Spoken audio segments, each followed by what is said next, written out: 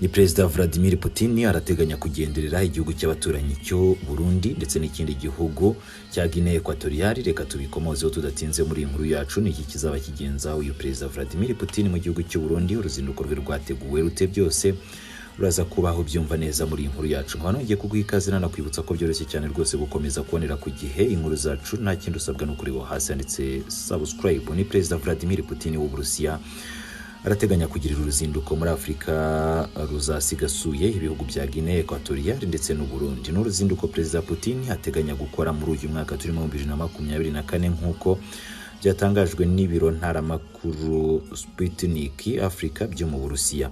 Putin hagiye gusura u Burundi ni nyuma y'ubutumire yahawe na mugenzi we Evariste Ndayishimiye ni mu mwaka ushize wari mu Burusiya aho yari yitabiriye inama yahuzaga icyo gihugu n'umugabane wa Afrika. Biteganyijwe ko Putin nasura u Burundi aribwo bwa mbere azaba kandagije ikirenge cye muri Afrika y'Iburasirazuba kuva mu mwaka w'2001 ubwo yatorerwaga kongera kuyobora u Burusiya. Burundi na Guinea kandi bizaba byiyongereye ku bindi bihugu byo muri Afrika byigeze gusurwa n'uyu mugabo birimo nka Libya, Algeria, Maroc, Misiri, Afrika y'Epfo nibyo byonyine ndetse na Afrika y'Epfo. Birumvikana Uburusiya rero bumaze igihe bwo bwarafatiwe ibihano n'ibihugu byo mu burengerazuba bw'isi kubera intambara bwasoje kuri Ukraine. Bamaze imyaka nayo ibyo bakaba ibiri yose bahanganye. Ibyo rero bikaba byaratumye Uburusiya nabwo butangira kugenda bushakisha hirya no hino inshuti. Bumaze imyaka mike rero butangiye gucudika n'igihugu cy'u Burundi. Ni nabwo rero uyu Perezida Putin nawe agiye gusura iki gihugu cy'abaturanyi. Ni mu mwaka ushize 2023 kandi Minisitiri w'Ububanyi n'Amahanga w'Uburusiya Sergei Lavrov yasuye u Burundi. Abo umuyobozi wa mbere wo muri kiriya gihugu kandi wo ku rwego rwo hejuru wari ugendereye iki gihugu cy'abaturanyi. Uruzinduko rwa Lavrov rwaje rukurikira urwo Anna Popova ukuriye urwego rw'Uburusiya rushinzwe kurengera umuguzi n'imibereho myiza yagiriye mu Burundi muri Gashyantare 2023. Ni mu bijyanye n'ubufatanye Uburusiya bwahaye amahugurwa inzobere zigera ku 4,500 zo mu Burundi zirimo abanyeshuri 84 bahuguwe mu mwaka ushize wa 2023. Perezida Ndayishimiye ubwo yari mu Burusiya yashimagije cyane iki gihugu nubwo kuyoboka amahame yo kutivanga no kutajya muri politiki y'imbere mu bihugu. Ibi nibyo Ndayishimiye yashimiraga cyane Uburusiya bushimagiza, ndetse rero akagaragaza ko gushyigikira ubusugire bw'u Burundi mu gihe icyo gihugu cyari gisumbirijwe na bimwe mu bihugu by'i Burayi ngo Uburusiya kuba bwarababaye hafi ngo ni ikimenyetso gifatika cy'uko Uburusiya bubari inyuma. Hari nyuma y'uko mu mwaka 2015 Uburusiya n'Ubushinwa byitambitse inyandiko Ubufaransa bwagombaga gushyikiriza akanama ka Loni gashinzwe umutekano yavugaga ku myigaragambyo yo kwamagana manda ya gatatu ya Pierre Nkurunziza yarimo ibera mu gihugu cy'abaturanyi cy'u Burundi. Icyo gihe kandi Vitali Chukukine wari uhagarariye Uburusiya muri Loni yabwiye itangazamakuru ko akanama k'umutekano ka Loni katarebwa n'ibibazo bifite aho bihuriye n'itegeko nshinga bibera mu gihugu cy'u Burundi, bisanzwe bifite kandi aho bihuriye n'abayobozi n'abaturage baho. Uyagashimangira ku Burundi ari igihugu gifite ubwigenge kigomba kandi no kubahirwa ubusugire bwacyo. Uburusiya n'u Burundi kandi binasanzwe bifitanye amasezerano atandukanye arimo nayerekeye ingufu za nucleaire. Ngibyo rero uko byifashe n'uruzinduko Perezida Vladimir Putin ateganya kugirira mu gihugu cy'abaturanyi cy'u Burundi, aho natwe tuzakomeza gukurikirana ibijyanye n'aya makuru kandi n'ubundi tukazakomeza kugenda tuyabagerezaho ku gihe nk'ibisanzwe.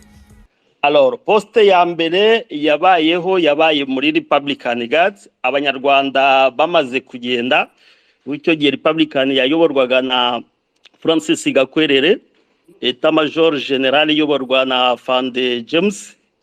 Abanyarwanda batashe, ise witwa Kifwa nawe witwa Kifwa ni wabaye chef d'Etat Major wa mbere w'ingabo za Congo. Ubwo uyu Jean Claude ahitaba patron wa Republican Guard ni wasimbuye afande Francis Gakwerera. Alors muri Kabila maze gupfa muzehe muri 2001, Joseph agiye ku butegetsi nibwo yaje kumusimbuza undi mu general wo mu Katange we amujyana kuba komanda wa region Ikisangani. yarahatinze cyane, yahabaye igihe kirekire. Jean Claude Kifwa abakomanda wa Region Kisangani, avuyeyo aza kuba komanda wa ntuza wa deuxième zone de défense.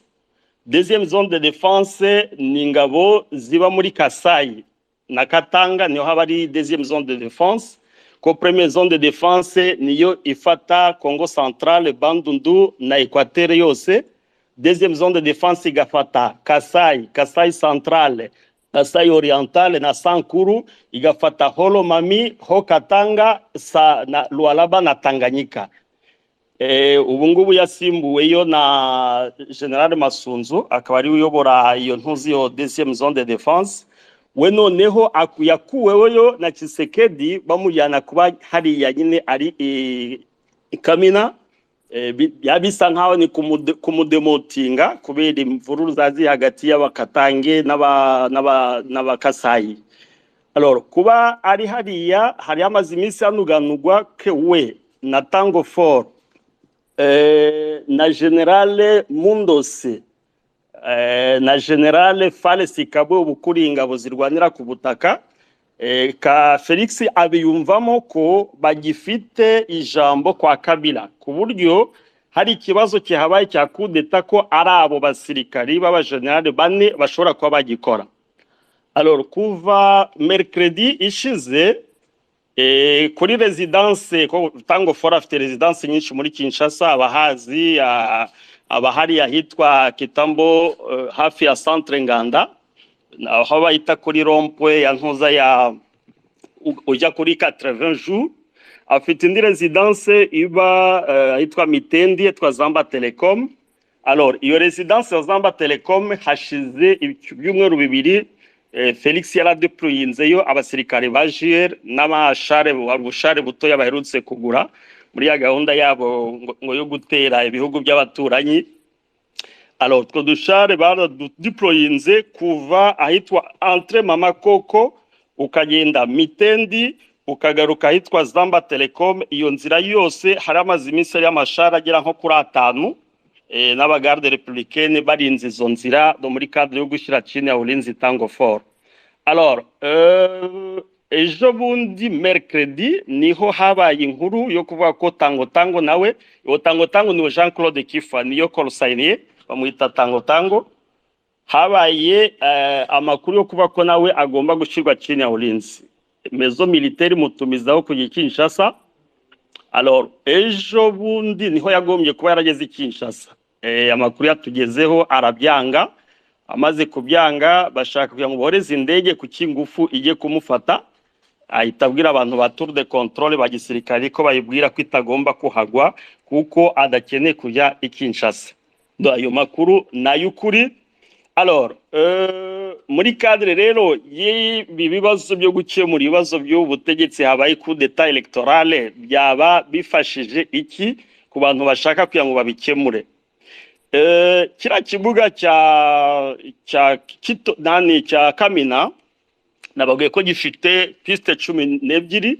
Hariya niho Mobutu abanyamerika bakoresheje gatoya yuze piste 12 nahanga niki bidusobanurire. Piste 12 nuba ngo indege 6 zishobora kwamanuka n'esheshatu zizamuka nta nimwe ihura n'indi.